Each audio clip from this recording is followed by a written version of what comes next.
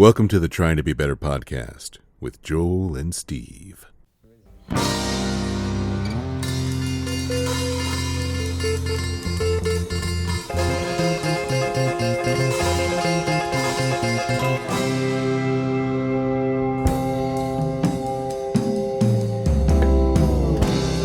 Recording in progress. It's in progress. We're in progress. Oh, I am a work in progress. That's no shit. I think we both look great this morning. Oh, man. Welcome, guys. Welcome to the Trying to Be Better podcast with Steven. My name is Joel. I'm Steve. And this is our 4th anniversary. Dude, it's our 4th anniversary. Actually, I think it might have been last week, but Who's counting? well, I mean, I had to go look because I always, for some reason, think it's 2021, but no, it was 2020. No, it was in the thick of the shit. Thick of the shit, yeah. But it's like such a distant thing that I get, I have a, well, how long ago was that? It was 4 years. Can you believe that? No, it seems just like yesterday. Well, it's because we're getting the shitty sequel.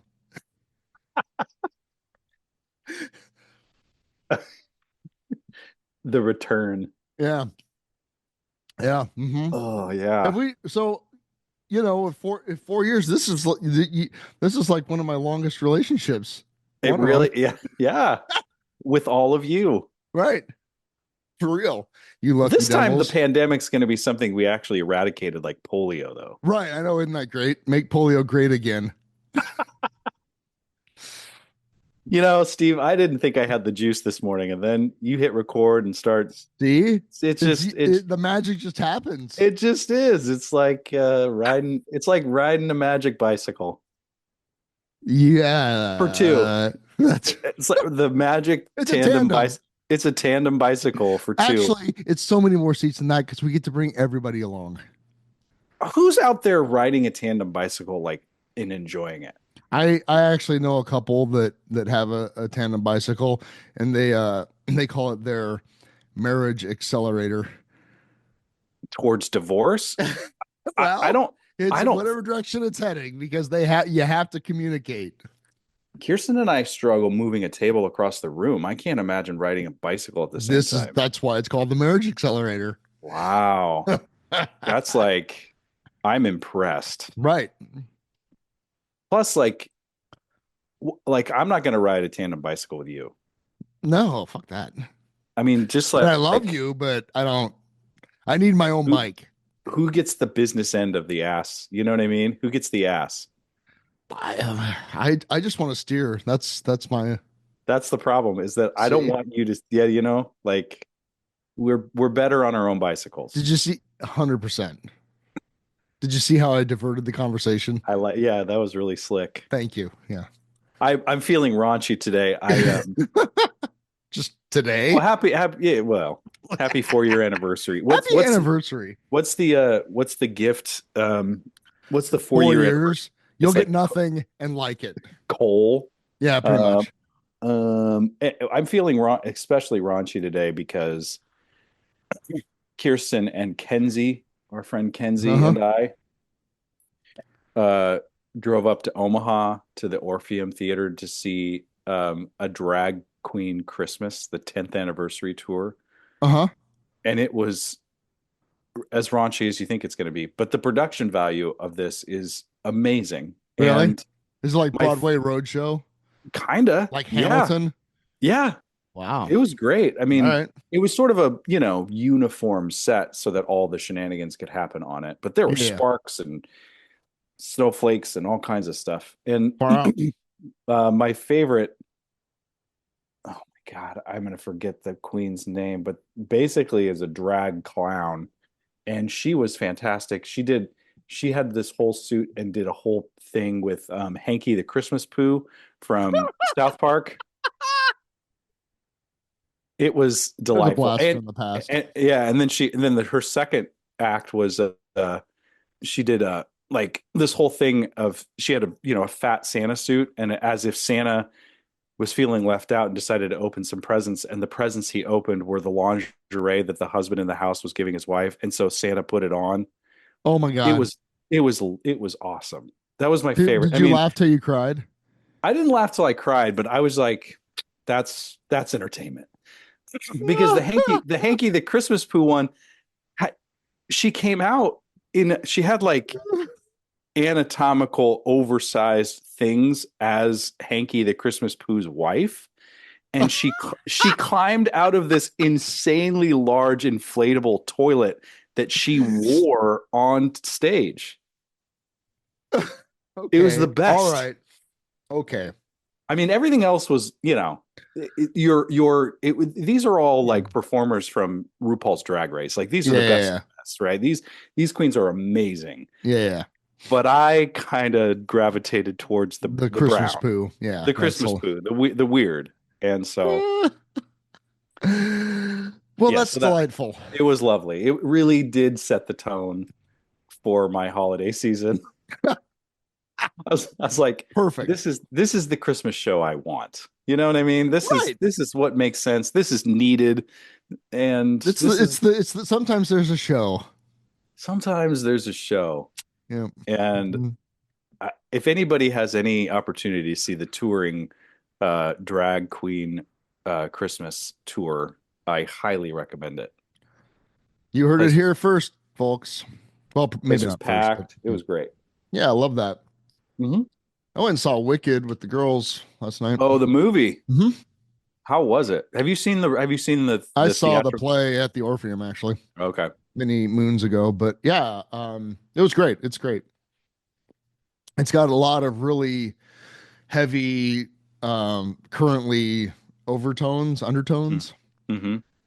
Like basically it's a very thinly veiled, fascism and repression, and like, wow, that's awfully timely. Yeah. Mm-hmm. Yeah. Like this is all happening in real time, just not with animals. Right. Mm-hmm. Yeah, it's really so. It's gonna go over. I think it's gonna go over most people's heads, but it's Mm-hmm. Or there will of course be the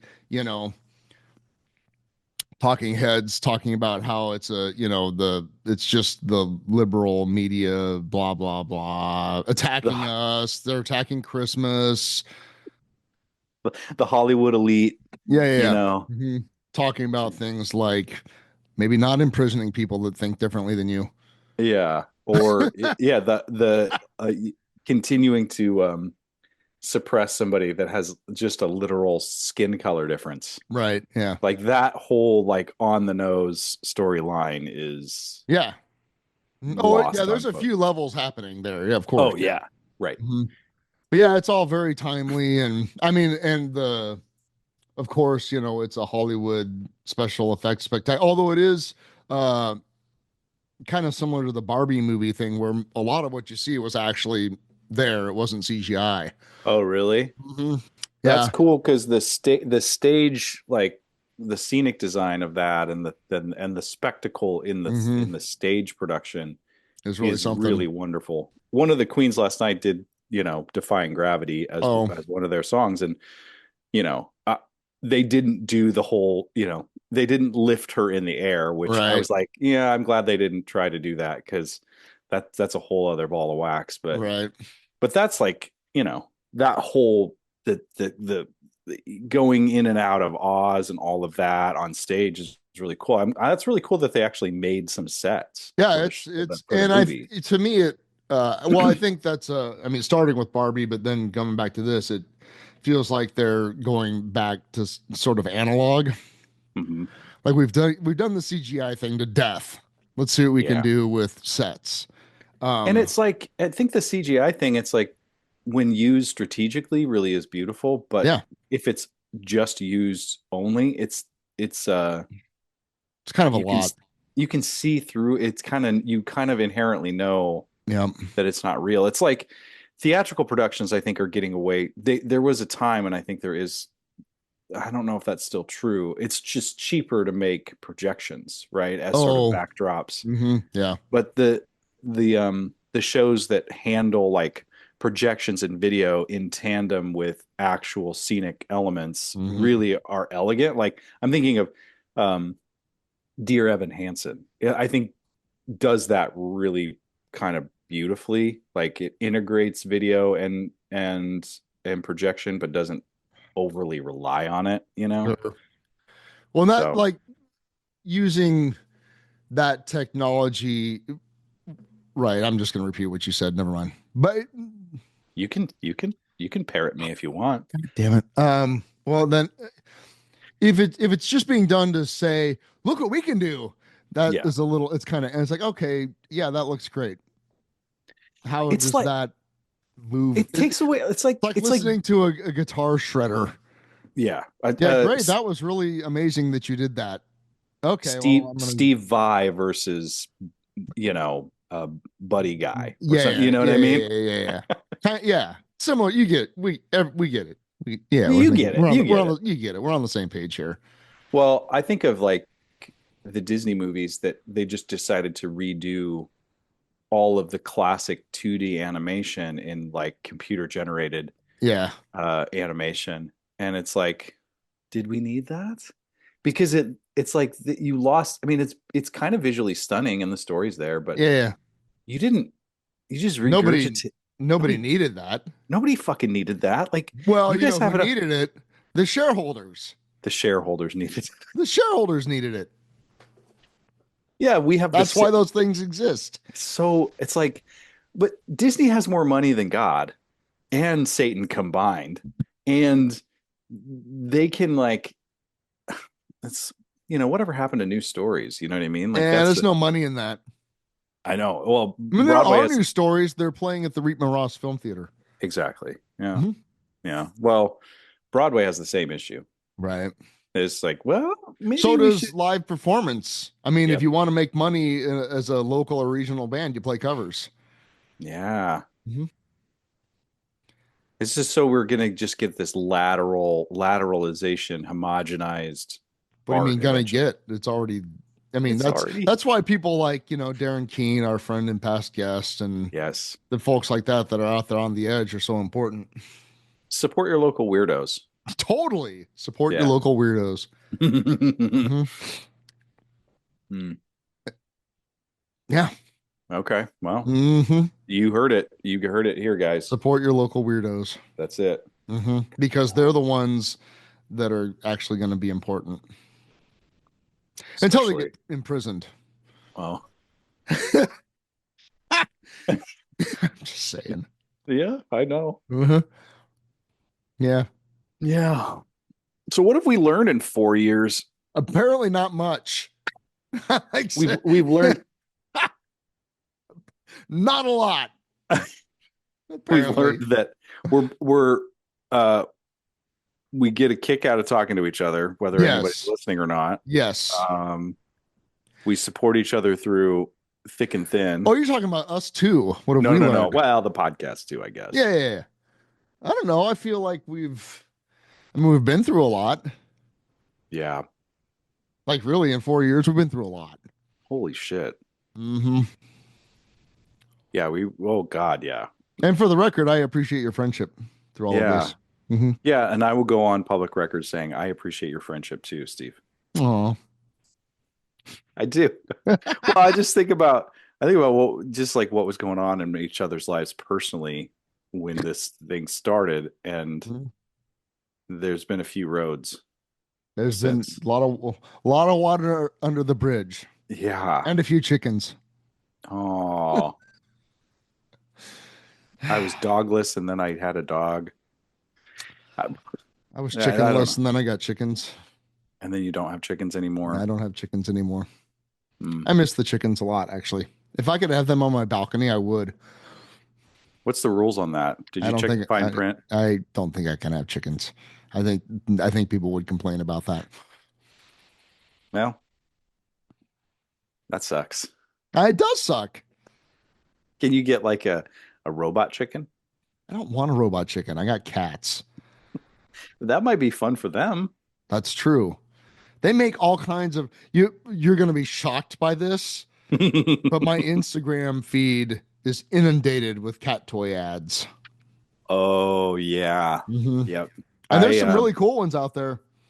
Like computerized robotic AI bird flappy things that, that kind of interact with the cats. Oh my God. And like we'll tease the cats and Yeah, my algorithm changed overnight when we got a dog. It was like boom. everything was different. Dogs. Dog toys. Well, and I think I may have shared about this, but I think it was specifically like the TikToks. My shit changed so quickly, but also I don't know what it's like in the cat world as far as the algorithm cat messaging, but in the dog world, it is there are so many fucking opinions about how to raise your dog, what to do, what not to Yeah, do. try having a human kid. Oh my God. I thought about that. I was like, Yeah. I'm getting a small fraction of a taste of what it's like to have an actual human kid. The amount of opinions about Did you how you say should human dog? human kid. Oh, The human dog. Dogs are people too. But yeah, try like the amount of opinions sometimes that you will get in real time from strangers, mm, you know. yeah. A lot of it's nonverbal. Yes. Yeah. Mm-hmm. But that's why I just wear my middle finger t-shirt, you know. my, my don't I my definitely I kids are could great. Thank you your very kid much. you guys did great with those Thank you. kids. They're well-adjusted, good citizen human beings. They're going to be just fine. They're But pretty awesome, yeah. I can't imagine like yeah, just like unsolicited shit about a human because I think I've gotten that, especially digitally, like online. I don't think I've gotten that in real time, other than the judgment of like, so Maven, we take her to this, Urban Hound. Shout out to Urban Hound Dog Bar. Yeah, I I don't know love Urban Hound. It's great. if anybody has a dog in Lincoln, Nebraska, go to Urban Hound. It's just the best place ever. I really love it It's there. really cool, and I don't even have a dog. Yeah, you don't even have to have a dog. You can just You show can up, just go and play with people's dogs. have a drink, or have a soda, or have Yeah. a NA drink, or they have mocktails. They have all kinds of shit. And you just go play with dogs. It's great. If you have a dog, definitely take your dog there because it's a great way to socialize. Anyway, plug I'm, over. I'm like the old guy dog perv. Just go to the dog park just to play with other people's dogs. You wouldn't be the only person there though. I actually think that's great because there are people that do that. Like Yeah. when we started going there were people that were hanging out just like playing cards, and we're like, "Oh, which one of these dogs is yours?" I'm like, "Oh, we don't have a dog. We just like coming here and being around dogs." I'm like, what better bar atmosphere can you have? Instead I of don't like know. As long as the dogs sitting, aren't like fighting or peeing on you, it's great. well, you'll get a little peeing. You Sure. You you're get gonna that have at some bars though too, so exactly, yeah. and you're gonna have some fights at Yeah, bars. right. Yeah. True. Good point. Yeah. But Maven, anyway, back to the story. Maven and her behavior, like when we started the whole dog bar journey, Maven is a jumper. She's a jumper upper, right? And we've tried to break her that, and we're still working on it. We probably could do better because at this point, I just enjoy watching her rack all the guys. Like at this point, I'm like, nah, she's gonna, she's gonna rack about 3 dudes on her way in, and Right. that's part of it. And Right. if you don't want to be racked by a greyhound, don't come to the dog bar, I guess, because Get your dog under control. she just goes Get your straight dog for under the nuts. control. Man, if I could control my dog, she is the most sassy, stubborn thing I've ever been around, and I don't know where she gets that. Weird. Sips coffee. She loves racking dudes in the nuts, though. Isn't That's it for isn't sure. it isn't it isn't it hard when your kids show you your character defects? She's my mirror, man. I can't. Hey. I could. That's about as much mirror as I can handle. Having actual human beings show me my character defects. I don't know, man. That sounds like a lot. That sounds like a spiritual. That sounds like that's probably my next lifetime. I don't think I can do it this one. It's a solid plan. This particular iteration is just the karma of the dog right now. The karma of the dog. The karma of the Yeah, dog that bit you. sure. Yeah. How Hmm. was Turkey Day for you? I went down to the bridge and I Hmm. served, I think the final count I heard was 290 meals. Actually, I didn't really do much of the serving. A little bit towards the end, I was a food runner, but Hmm.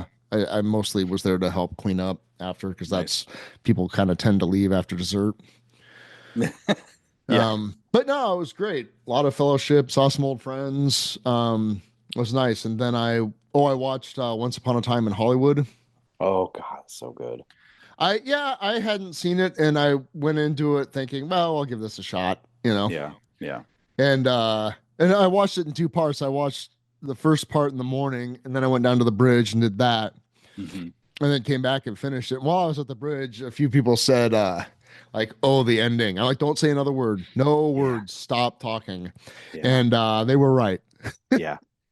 Because Yeah. the first part, like I'd read about the movie, and it's kind of a love letter to Los Angeles during that Hmm. time period, and like I was getting Hmm. into that, like the scenery, like the cinematography and all that's really Hmm. great, and Hmm. The I, cars, yeah, the the cars, the fashion, yeah. fashion, and just the Yeah. vibe, they really kind of captured that.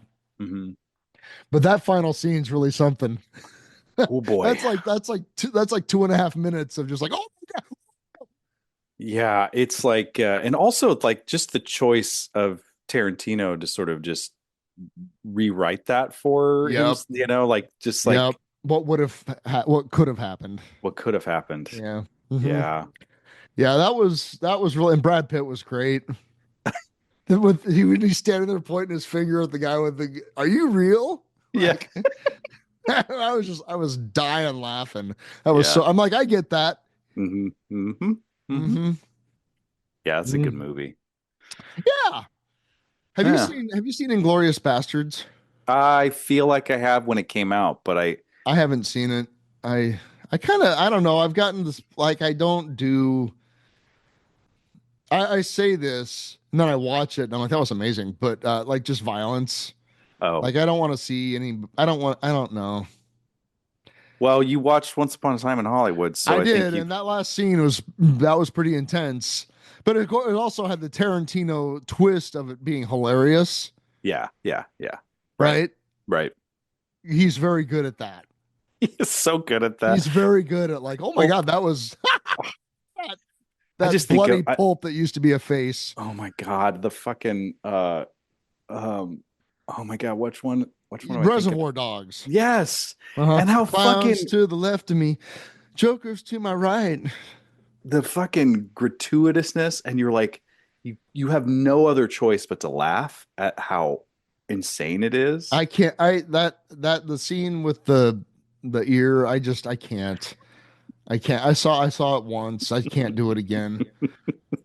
Or in Pulp Fiction, the accidental gunshot going off in the car. Yeah, but that is it lasts a half second.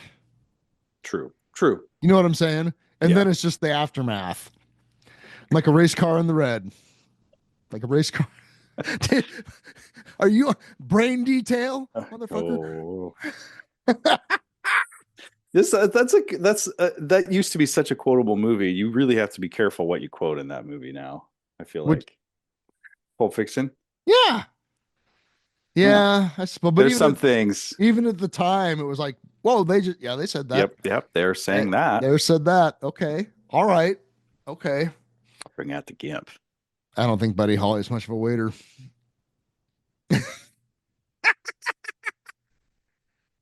I don't Zed's know if it's dead, baby. I don't know Zed's if it's worth dead. $5. Pretty fucking Ooh. good. Now it's $10. Yeah, yeah. $5 for a milkshake's cheap, 1993, I thought $5 milkshake. God, LA is expensive. right? Hmm. Um, my turkey day was fine.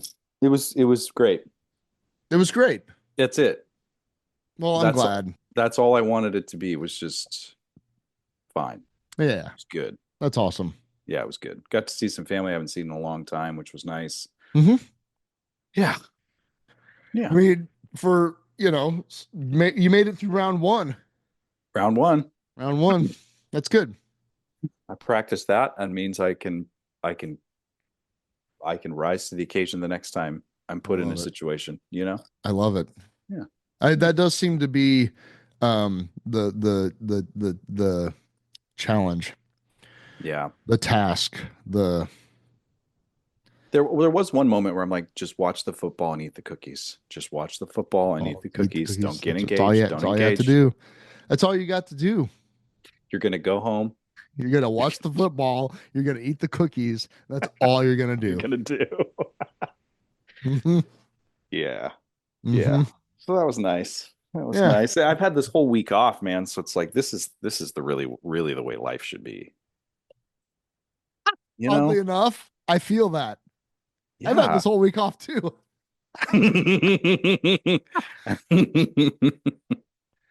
Yeah. Yeah. Yeah. Mm-hmm. It's really the way life ought to be, you know? Yeah, I feel like let's just get the universal basic income going, and Yes. Yes. I that's think not we'd going to be happier. happen. I know it's not going to It's happen, not going to happen. but I I'm know telling we'd you. be happier people. Well, I think back to 4 years ago. I guess by this time when we started the podcast, I was back to work, but that like March to Mm-hmm. September, those were the glory days. I mean, it was the It was best of great. times. It was the best of times and the worst of times.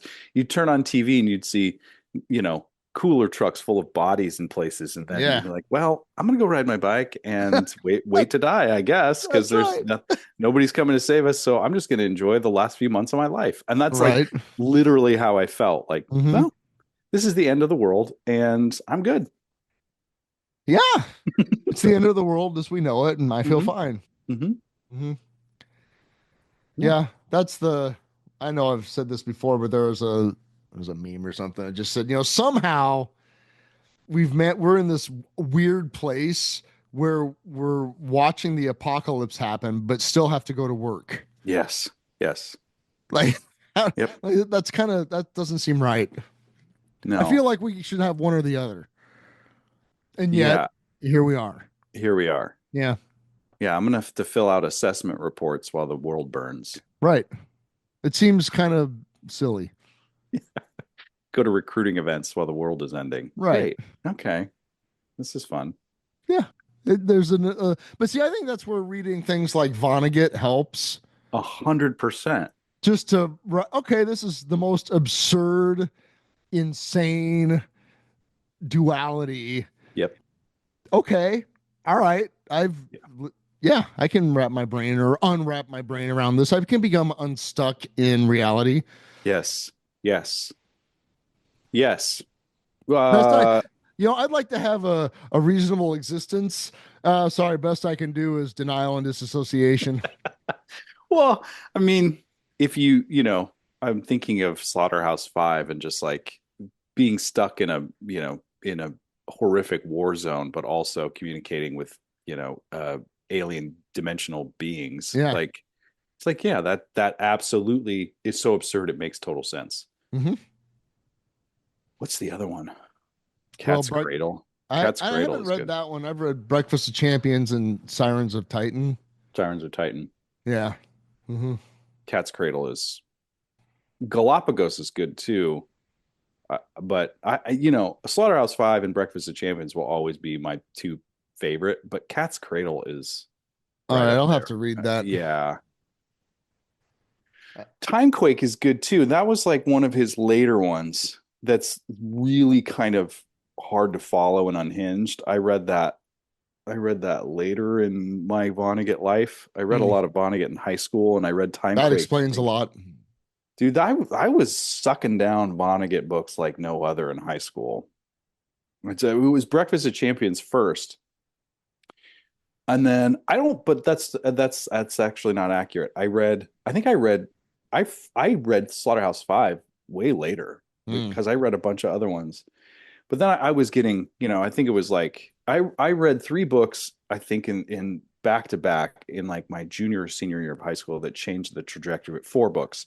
Slaughterhouse-5, or not Slaughterhouse-5. I'm sorry. Breakfast of Champions, um, uh, One Flew Over the Cuckoo's Nest, Oh. Mm-hmm. The Handmaid's Tale, Oh. Oh. and Huh. and Ishmael. I think I read those four books back to back as a young man. Well, that'll do it. It changed everything. I haven't read Ishmael. I'll Holy have to put it on shit. my list. But I've read the other three. Ishmael is so, I mean, I've talked to you enough to know that when you read Ishmael, you'd be like, yep, totally. But it's like a beautiful, it's a beautiful anthrop,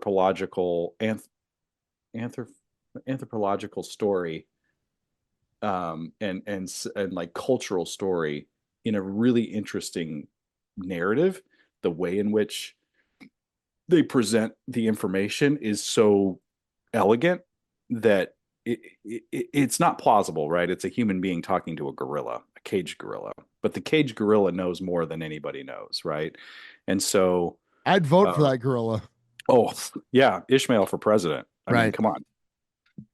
Yeah, but just the way in which they package the cultural story, and it undid a lot of things for me too that I needed to fully understand, and it kind of made metaphor a lot of things I was taking literal that was really cool, important for me as a young man. So, what are pivotal books in your high school?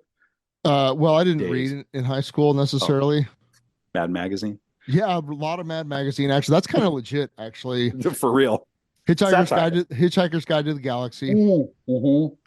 That 5-book trilogy really helped me a lot deal with just the absurdity of human existence. Totally. Mm-hmm. And the concept. I mean, I'm thankful because I got turned on to Hitchhiker's Guide probably in 7th grade, and the idea, one of the fundamental core concepts of that whole situation is that Earth is really tiny and really insignificant and really just not that cool. And it really helped to it put things into perspective that made it possible for me to exist. Yeah. That all the things that seemed so pressing, Yeah.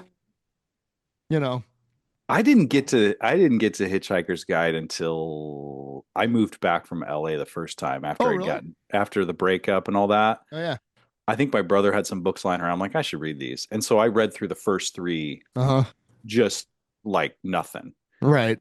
And that was really important because it was like my little problem. It was like my little world, my little problems were not actual problems. And it really kind of pulled me out of that. But I remember like there was a handful of books that like actually scared me or actually made me feel something or cry. Night Shift. Oh, sorry, God. Go ahead. Yeah. Sorry, go ahead. You were saying Hitchhiker's Guide. But the Hitchhiker's Guide stuff, I was actually laughing out loud. Oh yeah. It's so funny.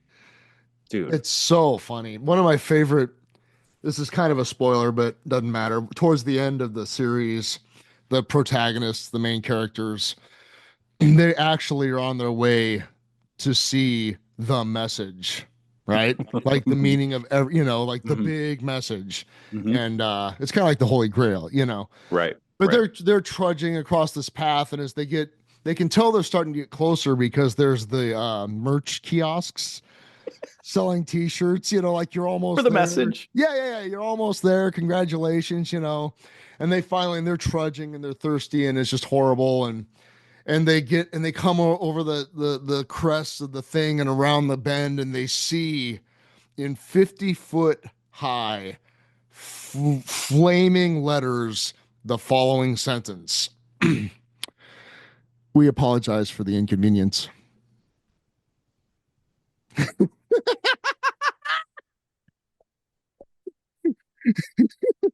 So good.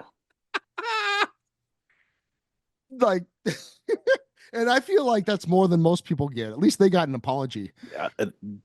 Yeah. I need that on a t-shirt. We apologize for the inconvenience. Mm-hmm. Isn't that great? So the Hitchhiker's Guide to the Galaxy, Restaurant at the End of the Universe, So Long and Thanks for all the fish. Is that the third book? And I think so. And then there are 2 more. I don't think I read the other 2. I can't remember the names 3. Of them. Yeah. It's a 5-book trilogy. Yeah. Bump. Yeah, and I never read Dirk Gently. I don't know, Dirk. What's Dirk Gently? Dirk Gently is another series by the guy that wrote Hitchhiker's Guide, whose name just went out of my head. What's wrong with our brains today? I don't know. Well, it's early. That's true. If we actually recorded this later in the day, we might remember stuff. Yeah, but we've done that. Nobody remembers. It's really good. Douglas Adams. Thank you. Oh God, I just pulled it up. Douglas Adams. Yep. Mm-hmm. So I've been reading / listening to the Slow Horses books. I don't know. Have you watched Slow Horses yet? I don't know. I don't. Dude. Okay. Slow There's a horses. very limited amount of shows that I'm watching right now. I understand, and I'm not show shaming because I know there's things that I'm not Show watching, shame. but show shaming. But Slow Horses is it's on Apple TV. It's Gary Oldman. We've had this conversation, but it's it's spy stuff. Only the Slow Okay. Horses are literally the detritus of MI5, that they all go, like, people that have blown it get pushed to Slough House, which is, just this little dumpy old office where they're given just menial, tedious tasks to do until they get so bored they quit. Oh wow. Exactly. And Gary Oldman is the chief of that office. He's the chief of the nothingness. Yes, exactly. Yeah. But like, as you can imagine, he's a formidable, despite his drunken, flatulent ways. He's Jackson Lamb. He's a fucking badass. He's carving out some meaning and purpose in the meaningless. No, he's not doing that at all. He hates everything and everybody. Oh, okay. But that's interesting. But also he still has a couple axes to grind, and they're sharp. He's disgusting. He's horrible, but he's also awesome. Right? Yeah, got it. Yeah, he's great. And have you seen Tinker Tailor Soldier Spy? Yes. Okay, so picture that George Smiley, Gary Oldman, only 20 years older, resentful and drunk, and just like, blah. Yeah. Great. Okay. Yeah, it's and don't underestimate Jackson Lamb. Okay. But the stories are great. They're fantastic. The characters are great. The intrigue is great. And on Apple TV, the stories actually pretty closely parallel the books. Are these fictitious, or is this based on true stuff? Well, it's fictitious. Okay. MI5. It's not like John le Carre, who actually was MI6, I believe, and then became a novelist. A lot of his stuff was, based on events that may or may not have happened. Loosely based on true events. Sure. Like this show. Exactly. Well, this is all true. It's all true. All gospel true. Would we lie to you? Don't answer that. Don't answer that. Yeah. You can answer. You know what? Do answer that and send it in an email to TTBBPodcast@gmail.com. Tell us your favorite books that changed your life. And that actually would be really great. That would be. Joel, you should get our Instagram intern to put a survey up about books that people. Oh, yeah, that would be good. And then email us and tell us how little we actually know. Yeah, that would be good. I should really start whipping that Instagram intern into shape. Right? He's really slacking. Kids. Yeah, I've got bigger fish to fry these days. That's true. Well, I'm excited for next week. We're gonna have a guest. We're gonna have a great guest. We need to return to guest format. Yeah, you're up. By the way, it's your turn to get the next one. Okay, I know who I'm going to choose. Okay, I know who I'm going to try to get on the podcast. Okay, and personally, to me, I think it's a big deal. Okay, it has wide reach. Okay, so I'm going to work on the next guest. Okay, well, I'm excited for next week's guest. And well, also, I think it's suspense. Yeah, we're on better behavior when we have a guest here. You know what I mean? That's true. I think so, but I'm kind of nervous I'm kind of nervous because I think you and I have been just sort of run amok for a while, and then we have like a legitimate guest that does really like cool shit. An actual accomplished person. An actual accomplished person that has really good contributions to the community. I'm worried that I'm going to digress into the zany. I think we just get your auga horns out. Right. Right. I'm going to start singing Hanky the Christmas Pooh song or something. Let's just let the guests talk. That's all you have to do. That's true. You open the door and let them talk. I need to watch some. I need to watch some good David Letterman interviews to kind of balance that, the zany and the good interview. He was kind of good at that. He was very good at that. Do you follow the Dave Letterman channel on YouTube? You should there's a whole like official Dave Letterman YouTube channel. Okay. With all the great clips. I might do my research. Yeah. Find the one where Drew Barrymore gives Dave his birthday present. Yeah. I was watching that live in the 90s. I was too. Oh man, that was good television. Changed my life. Changed Dave's life. Yeah, it did. Yeah, I'm excited. We got a guest, and we'll reveal that guest when they come. Hopefully, it happens, and it will. Yeah, I get the next. I've been thinking about that. I really do want to get this next artist, writer, producer person on. I think that they would be really cool. So I'm going to work on trying to get their information and reach out to them. Get those deets. Get the deets. Cool. So, well, did we do it? I feel like we did it. We did it. I think we did it. I love it. Yeah. This is 2 in a row. 2 weeks in a row. I know. And it's going to about to be 3. 3. Whoa. Yeah. We got to start monetizing this thing. So we can go live in a van down by the river. Yeah, I was going to say, I don't think you want to know the results of that monetization, but I mean, we can try it. We'll need 2 vans. Oh, yeah. We're not doing tandem vans. I'm not living in a van. Nope. No. Neighboring vans. I can do a hotel room with you for like maybe a run of a night or 2 nights of it. Yeah. If it's a dead inspired run. Sure. But because there's enough good things happening outside of that. Do you think? I wonder what it would be like if next time we do a run of shows, we got adjoining rooms so that we could hang out, but we could also have our own weird space. What do you think about we'll cross that bridge when we come to it. Okay. Because I think next summer we do a couple of fish shows. I feel like putting us in the crucible though is good. That's true. It's the friendship accelerator. The hotel room at a run of shows is the tandem bicycle of friendships. The friendship accelerator. There you have it. You heard it here first, folks. All right. Well. All right.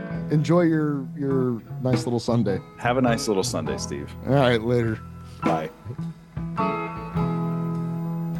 What are they seeing?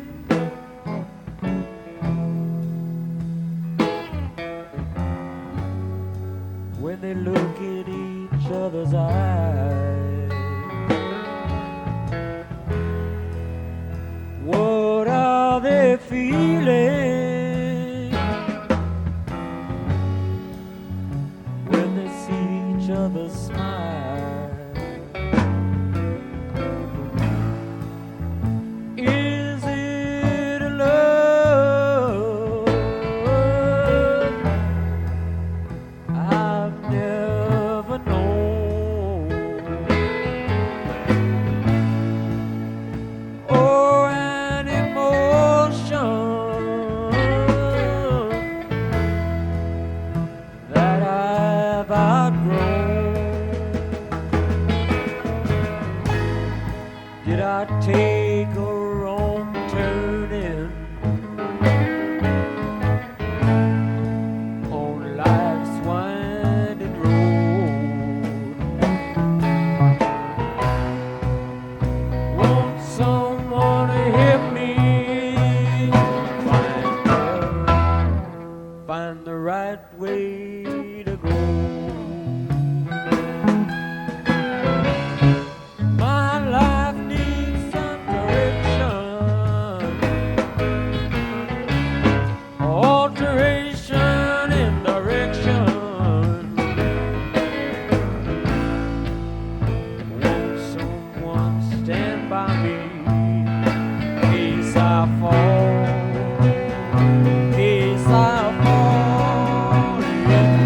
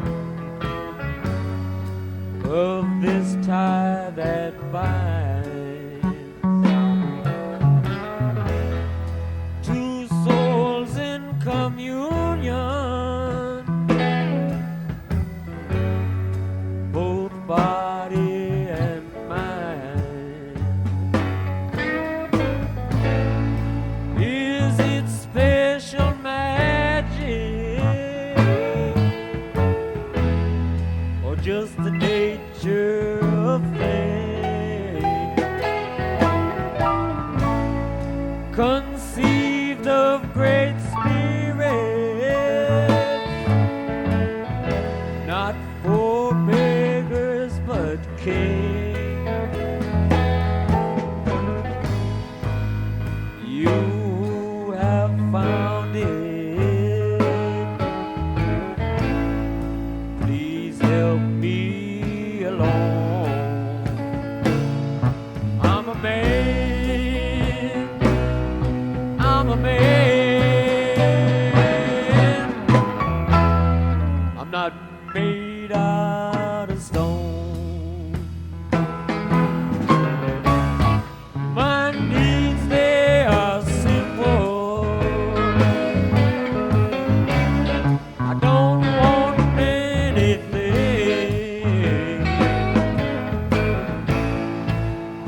but I surely want to ride on them waves of a love one more time. Oh, one more time. I love to ride them waves. 'Cause you know I'm a stranger. And I know I'm a coming, baby. Now you're turning around and a showtime going away. Why don't you come see about me?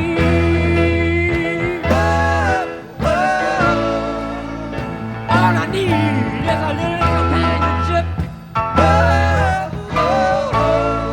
I'm gonna fly on the wings of our love. I'm a stranger in your town. Help me somebody, please. Come see about me. Come and see about me.